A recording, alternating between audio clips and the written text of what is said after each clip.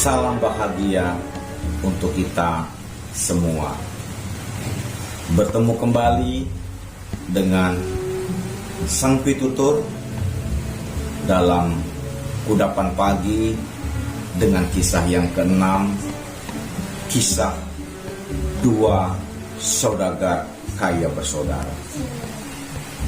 Akan tetapi sebelum saya melanjutkan ke kisah tersebut, saya ingin menyampaikan sebuah syair yang sangat terkait dengan kisah itu.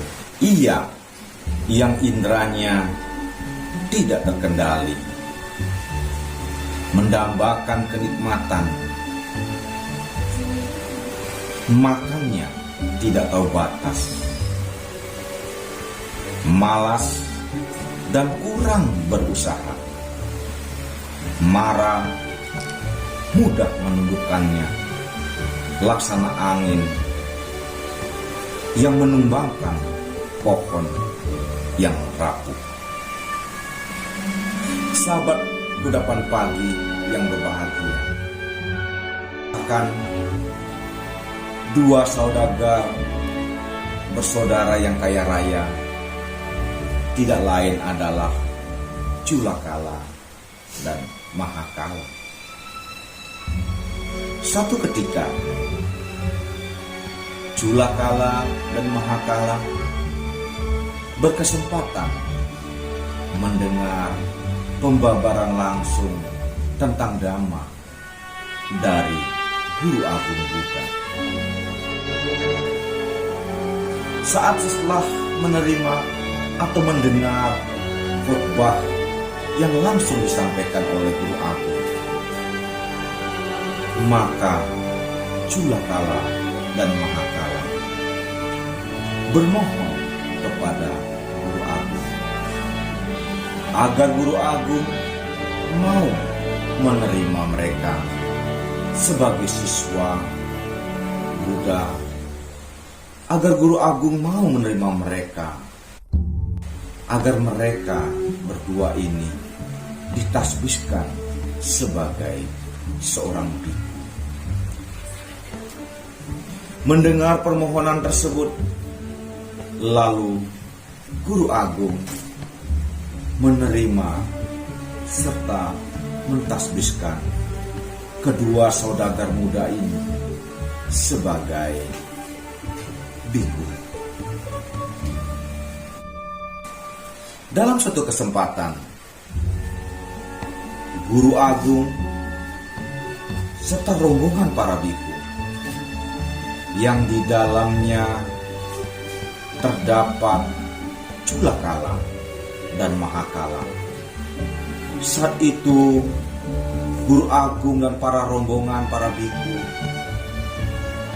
berjalan ke suatu tempat, dan dalam perjalanan menuju suatu tempat, Guru Agung beristirahat di hutan Simsapi di kota Stavia. Mendengar Guru Agung dan para rombongan tersebut ada di hutan Simsapi, istri-istri Culakala yang berjumlah 8 orang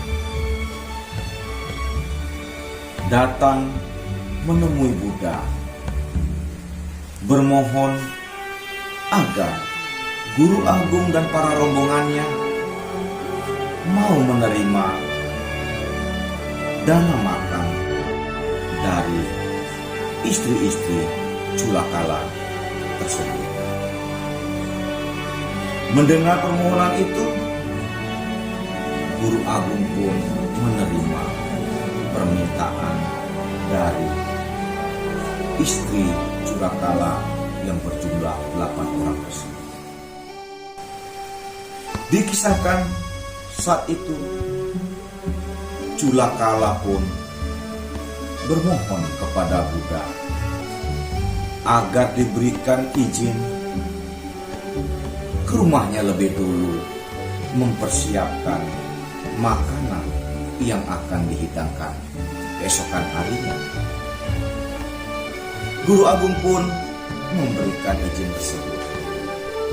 Lalu Culakala pun duluan menuju ke rumahnya bersama istri-istrinya yang berjumlah 8 orang tersebut. Sesampai di rumahnya, kedelapan istri Culakala ini merayu kembali Culakala agar mau berhenti sebagai biku, agar mau kembali kehidupan biasa sebagai rumah tangga. Saat mendengar rayuan para istrinya tersebut, Culakala pun tidak tahan kembali. Goyah batinnya. Saat itu juga ia menerima permintaan istrinya agar kembali ke kehidupan rumah tangga.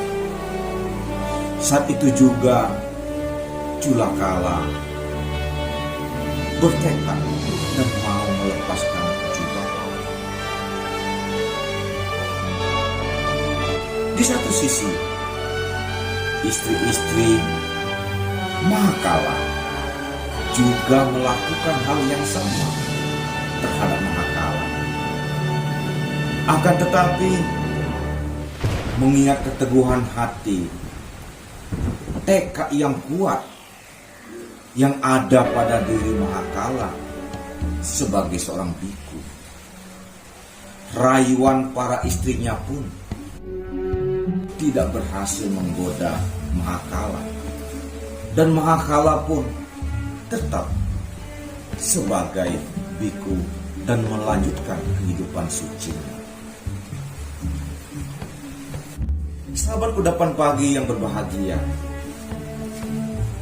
mengetahui bahwa Culakala telah kembali ke kehidupan duniawi, kehidupan berumah tangga, serta melepas jubah. Saat itu juga Guru Agung menyampaikan sebuah syair penutup sebagai berikut. Ia yang tidak lagi mendambakan kehidupan duniawi, indranya terkendali, gigih dan penuh berusaha. Laksana angin yang tidak mudah menggoyahkan batu karang. Inilah syair penutup yang disampaikan oleh Guru Agung. Sahabat Kudapan Pagi yang berbahagia, apa yang dapat kita petik dari kisah dua bersaudara ini? Tidak lain adalah hadirnya sebuah tekad, bahwa tekad yang kuat, tekad yang tertanam di dalam diri kita untuk bisa maju dan sukses dalam berbagai bidang apapun, akan menjadi sebuah tolak ukur setiap orang bisa memperoleh hasil. Demikian pula sebaliknya, bila tekad dalam diri seseorang tidak tumbuh dengan kuat, tidak memiliki semangat, tidak gigih dalam berusaha, tidak kuat dengan berbagai godaan, dengan berbagai tantangan yang dihadapi, berusaha di dalam bidang apapun juga, maka sulit untuk memperoleh keberhasilan, sulit untuk bisa sukses. Inilah inti yang sesungguhnya dari kisah dua saudagar kaya bersaudara ini, yang dapat memberi sebuah gambaran untuk kita semua.